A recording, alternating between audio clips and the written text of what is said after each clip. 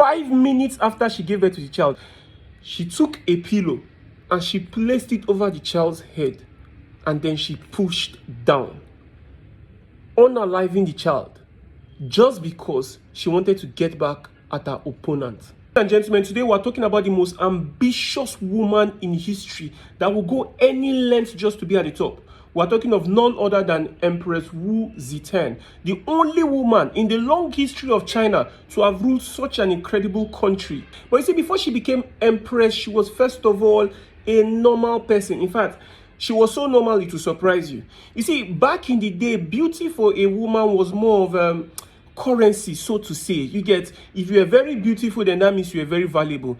And Wu Zetian, as of that time, was very, very pretty. You know, at least that's what the history books say. Her dad looked at her and she was already 14 and was like, this girl is looking very fine. You know what? I have a body in the royal palace. Let's see what will happen there. And so she was introduced to that body, and that body introduced her to none other than Emperor Taizong. Now, this is where things get very, very tricky, because as of that time, Emperor Taizong was already very old. But you see, this old man, he's got his eyes on shorties everywhere. He loved them young and beautiful. Yeah. Now, I know she was just 14, and in this age and time, it's a bit shaky, but back then it was actually quite normal.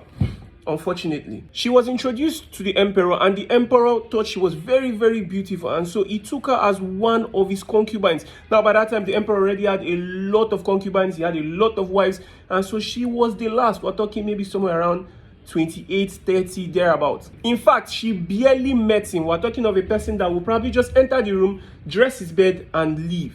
Now, becoming one of the emperor's concubines came with a lot of benefits, especially for her father, but it had little benefits when the emperor had one foot in the grave. Yeah, like I said, Emperor Taizong was very, very sick. As of that time, if an emperor were to die, it is thought that the son of heaven has gone, and so therefore, every woman the son of heaven had touched, no man was allowed to touch her. So they will move all of them to the nunnery, and then they will lock them up, and then that's where they'll spend the rest of their remaining, dare I say, miserable lives. Yeah, that's what it was. It was very miserable for them there. Now, everybody knew about this particular fact, and none other than Wu Zetian. Now, she was just 14, and so she sat on her bed one day and was like, yeah, there is no way I'm going down like this. To live my life and then go to a nunnery? Hell no. And so what did she do? You see, she took matters into her own hands, and she was like, if I cannot get this emperor to look at me, you know, he's a dying man, how about the next emperor? Aha, and that is what she did. She went for the next emperor. See, as of that time, he was known as Crown Prince Li Xiao. Yeah, you see, Li Xiao, he was young, he was good, and he was very, very pampered. Now, a little bit about Li Zhang before we go back to Wu Zetian. Now, Li Zhang had 9 siblings, that is boys, 9 of them, you understand, in line to the throne, but the last child after 9 boys.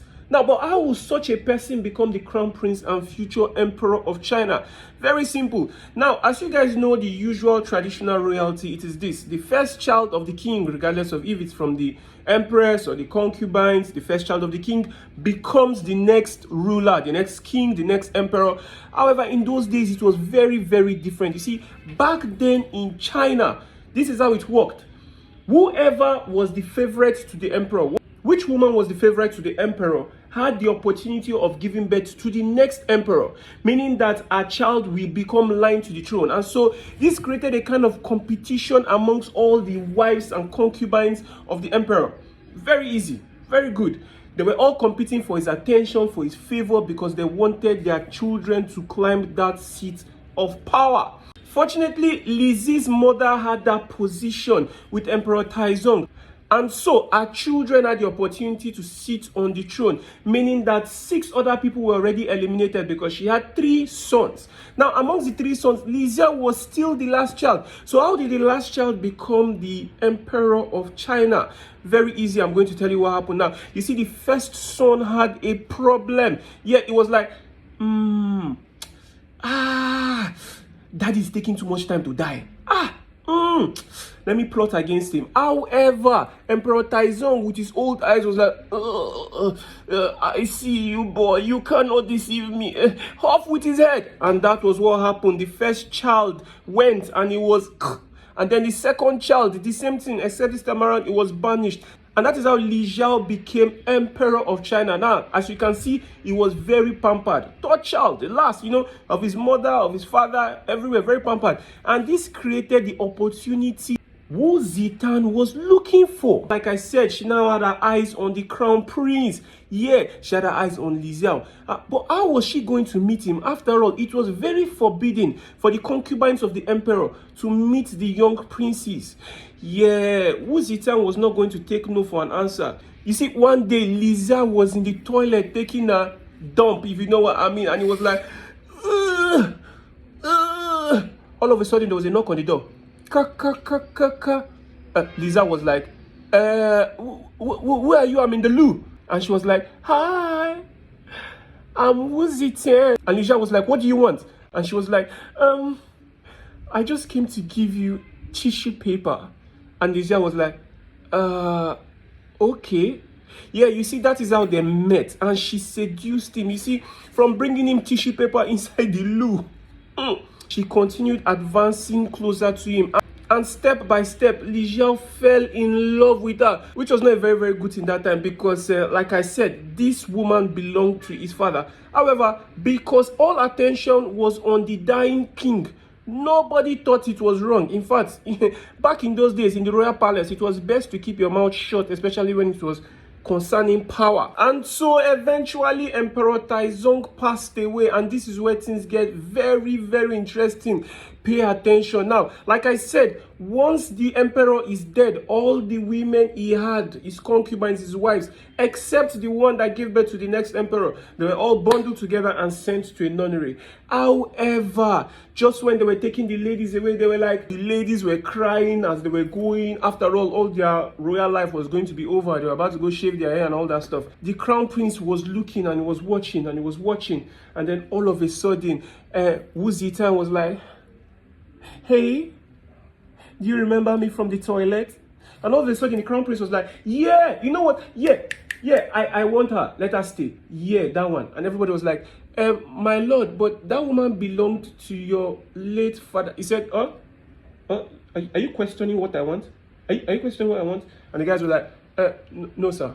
No, not at all. And instantly, Li Xiao took Wu Zitan as one of his concubines. Now, did I mention he also had other wives and he had other concubines? And Wu Zitan, by tradition, was now the last. However, just like she climbed her way into his heart, she was about to climb the ladder of power even better. Everybody was trying to vie for the attention of the new emperor. Now he has gone from Crown Prince Taizi to Emperor Gaozong. Let me ask you guys something very important. What do you think is the best way to win the heart of an emperor? Yes, it is to provide him with children, the next to the throne, beautifully. And of course, everybody wanted to be on his bed. However, Wu Zitan thought differently. You see, as of the time she became friends with the maids, the cooks, people that worked in the law, apparently rumored to have spiced the food in the royal house. Yeah, this way none of the women could get pregnant. Yeah, you know what I mean. Yeah, so no matter all the shit rolling the emperor was doing with all his wives, none of them got pregnant until Wu Zitan herself, who of course was not taking the drugs she was putting in everybody's food, got pregnant for a child. Now, this is where it gets a little more tricky because you start to understand how desperate this woman was for power real soon. Now, I think this is a very good time to remind you guys of the women Emperor Gaozong had. You see, the first one was Empress Wang, and she was his first wife. And then he had a consort also known as the Pure Consort. Her name was Xiao, but for the purpose of this, I'll just call her Pure Consort, and then we'll have Empress Wang. Okay, let's go back to the story. Now, did I mention that Empress Wang was jealous of the fact that the Pure Consort was too close to Emperor Gaozong? And so she was one of the people that whispered words into the ears of the emperor and told him, yeah, that your woman that you were having in the back, in the toilet, and you thought I did not know, yeah, get her back. Yeah, you understand? So she was also a catalyst for that. She assumed that she was going to use Wu Zitan against the Pure Consort. But things do not always go the way people plan because Wu Zitan, oh my God, this lady was smart. Now, remember what I said about poisoning all the food, in the royal house and all, and how everybody that ate it could not bear a child. You get? Now, Wu Zitan bore the first child, like I said, a girl, a very, very beautiful girl. And you know, the entire country was celebrating, they were happy and all. And the emperor came out, he gave a speech, and it was like, my daughter, oh my God, she's so beautiful, my child. And everybody celebrated. And so he gave Wu Zitan her own private space, you know, like a huge house, a compound just for herself and all. And that is where things got juicy. So as it was tradition, the other wives of the emperor came to say hi. To be precise, these two women, Empress Wang and the pure consort. Yeah, like I said, these two were also vying for Emperor Gaizong's heart. And so they came to come and wish Wu Zitan well. And they were like, ka, ka, ka, ka, ka. Hi, ladies. And Wu Zitan was like, hi. Oh, you guys came to see my baby girl? And they were like, yeah, we came to see her. Where is she? Oh my God, she's a cutie. She's so cute. And these three women sat throughout the night and they gisted and they gossiped. See, if you were to look at it, you would think these were long lost friends. However, even while they spoke, they were planning. Like I said, see, things were not always easy in the royal court, you know, in the royal house. Things were always on fire. So they smiled, they hugged each other. You guys know how ladies can be when they hate on each other, yeah. And then they left. Now, while they were leaving, Wu Zitan stood at the door and she looked at them and she was like, these motherfuckers, they are planning to get rid of me. I will get you. And this is when she did something so unbelievable. She went back into the house. She looked at her newborn baby girl and she took a pillow and she placed it on that baby girl's face and unalived her. The moment she unalived her, she carried the corpse of the child and ran outside the house. I was like, help me, my daughter. And the guards were like, consort, what happened? What happened to the newborn royal? What happened to your daughter? And she was like, it's them. Empress Wang and Consort Xiao, the pure consort, they came and they killed my baby. Now, if you were the one in this situation and this report were to reach you as the emperor, what would you think? Would you think a mother will unalive her own child, or will you think a competition, knowing fully well they were competition, will come and do it? Yeah, exactly. Instantly, Empress Wang and the pure consort were imprisoned. And that was not the worst thing that even happened to them, because eventually Empress Wang was banished from the land. But the pure consort, she suffered in the hands of the now Empress Wu Zitan. Now, you guys are seeing where I'm going with this. She had risen from becoming a nobody, a commoner, a nobody, to the 30th concubine of the previous emperor, and then she moved to the most favorite concubine of the now emperor, and now she had climbed the seat and she was empress. Now, but this is not the end. As she sat on that seat and became empress, a lot of other things started to happen. For example, the emperor started to fall sick. Yeah, did I mention she was close with a lot of people that worked, you know, menial jobs and all? Yeah, she took certain doses and placed it inside his tea, and so the emperor was always falling sick. And remember, like I said, he was a very pampered brat, and she was always pampering him. All of a sudden, the policies in the land had to go through her. If not, they were never signed. Nobody had access to the emperor unless it was through her, and this was when she started to rule. We're talking for over 10 years. She ruled for so long, and then one by one she was eliminating the other concubines, and she eliminated members of the royal court. We're talking of maybe the prime minister, the right hand, the left hand. You know, you guys watch those Korean movies and those Chinese movies. Yeah, she was eliminating anybody that was against her rule. Politics is a very corrupt game. We all know that. Every politician has one form of, dare I say, a little stain attached to their reputation. However, in front of Wu Zitan, those stains were magnified 1,000 times. And if you were to mess up before her eyes, she'll be like, you, Prime Minister, I don't like the way you're looking at me. Yeah. Didn't you embezzle money from the treasury? Yeah. Off with his head. And the guards, immediately they'll carry him and it was gone. And this is the way she continued until everybody sitting in the royal court was for her. Now, you guys might think maybe karma is a real thing. No. Karma did not work for this woman. I assure you, she ruled beautifully to the end. hold on, there's more to come. And so during the time she was acting emperor on behalf of Emperor Gazong, she had children for him. She had 3 children to be precise. However, the first child, she did not like him very much. And always Sunday, Gino was becoming very pompous because once daddy dies, he's going to sit on the throne. He was becoming pompous. And she looked at him, she was like, are you aware your elder sister before you? And Gino was like, no, mama. It was like, you know what? Let me use you as example so your brothers will learn. Whoop! She banished him from the land immediately. She was very ruthless, even to her own children.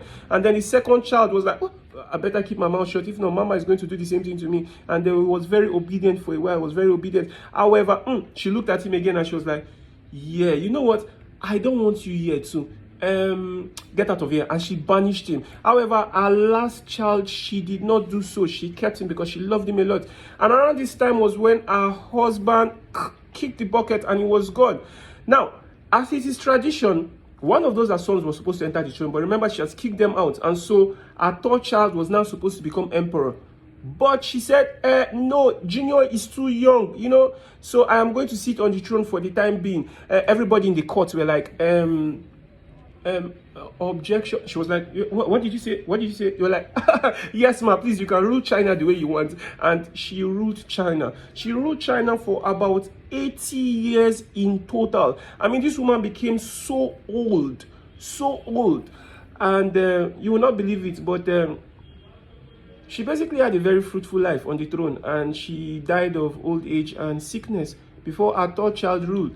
So that is the story of the most ambitious woman ever. Thanks for listening. Make sure to subscribe for more stories.